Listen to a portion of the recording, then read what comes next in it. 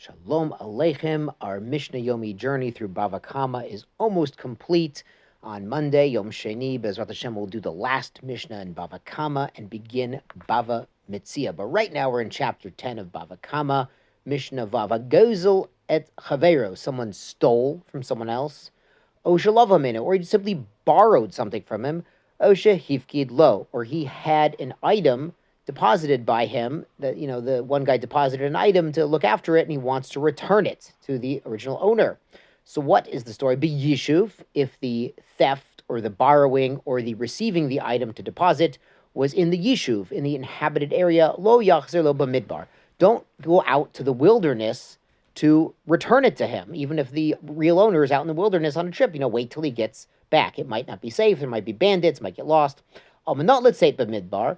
If the borrower or the watcher accepted this item on condition that he can go out to return it to the owner out in the midbar, maybe he's a shepherd or something, yachzir lo b'midbar. He could return it even there in the midbar. The real owner is actually expecting that. It's interesting. In Elul, we have a concept called Melech baSadeh.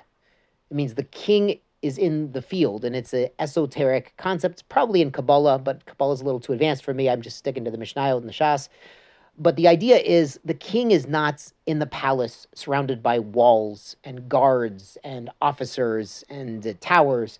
The king has come out to us, to the people, to meet us face to face.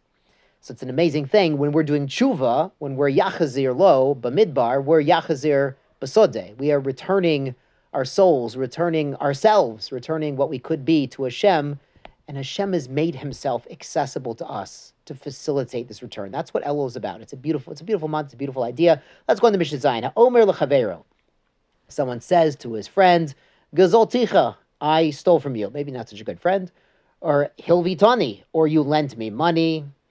Hivkodta, you deposited something with me that I should watch it. Ve'eni yadeya im hechzarti lecha im lo hechzarti lecha. But I don't remember if I returned or gave it back to you, returned your item, returned or paid what I stole. Also important to do tshuva when there's a suffix, when we're not sure if we caused a problem, we're not sure if we fixed it. Also important to do tshuva on the sfeikot, on the possibility of having done something wrong. So chayiv l'shalem. So he came and admitted that he knows he owed something, but he doesn't know if he ever paid. He must pay.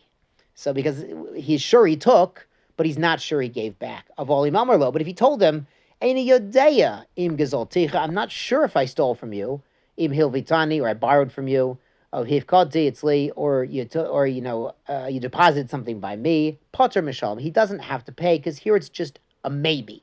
He thinks maybe I gave to you, maybe I owe you, but he's not sure, so he doesn't have an obligation.